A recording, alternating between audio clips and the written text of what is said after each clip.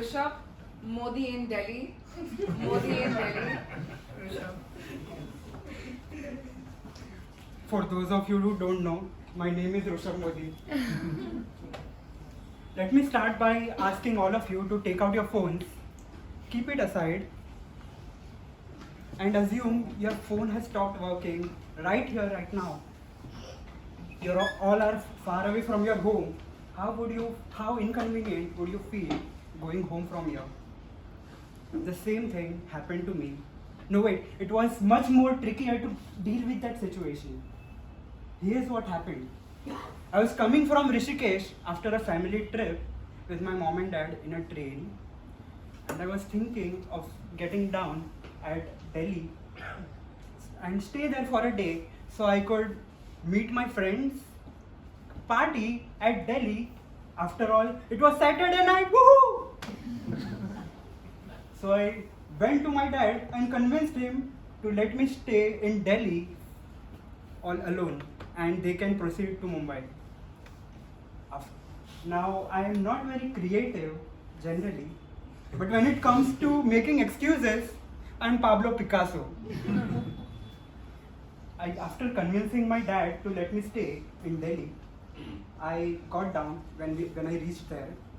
As soon as I got out of the train, I saw one beautiful, emerald-eyed, silky-haired, black cat crossing my path.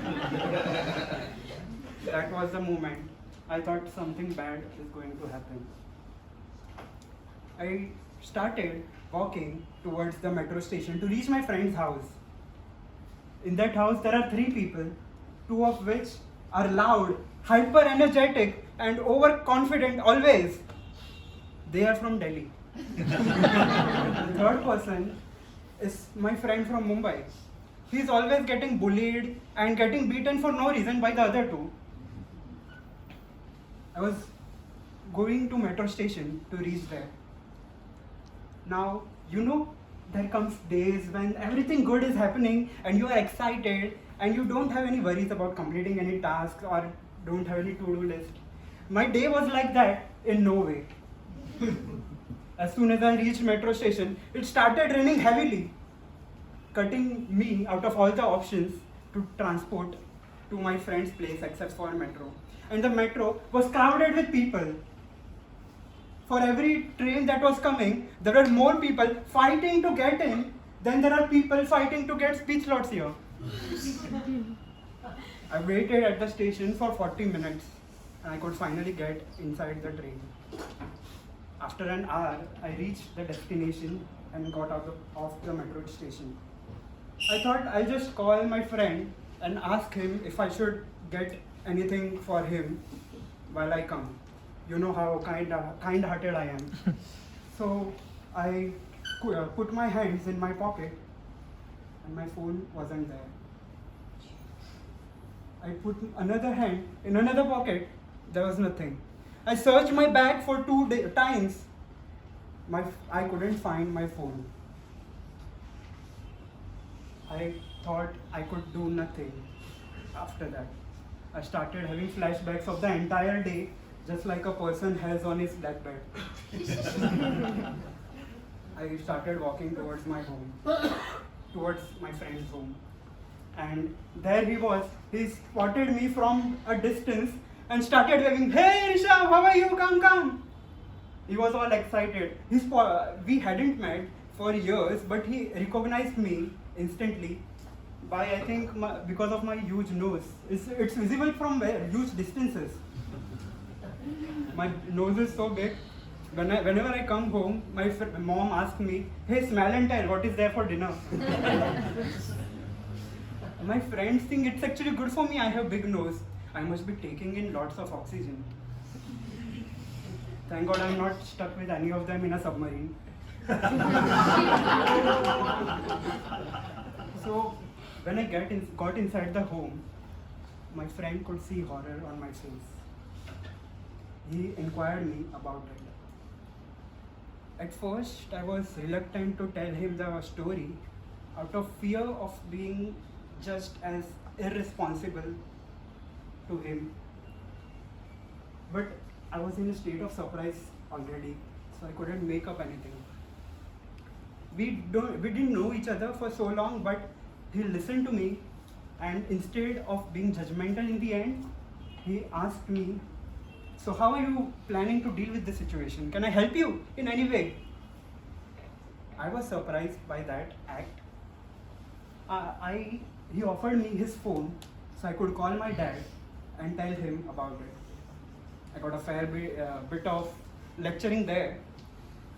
After I called my dad, he helped me file a complaint, and after everything, we were just sitting at home in the evening instead of partying everywhere and just talking for the evening. We were just getting more and more comfortable and happy talking to each other. I went as far as talking about my likes, dislikes, differences with families, friends. I started feeling better and lighter.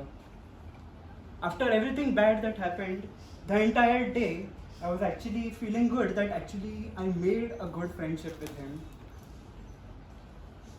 What I learned from that entire day is, if I put myself in a vulnerable position, instead of defending my imperfections and mistakes, I actually allow people room to get closer.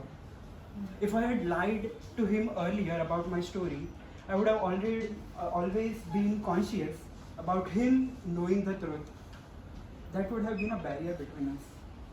But I told him the story, and instead of being judgmental, he accepted it and had been empathetic to me. After that day and learning more and more about how to make good friends, how to get closer with people, I've learned that instead of always trying to show myself as a perfect human, I should be open about my imperfections, mistakes, which will help people get to know me more.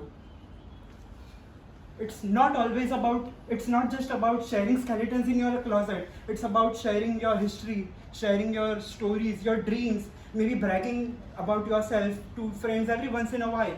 But be open about it. It always helps. From that incident, I learned that being vulnerable actually helps to connect with people. Articulating your feelings and what you want is tremendous vulnerability.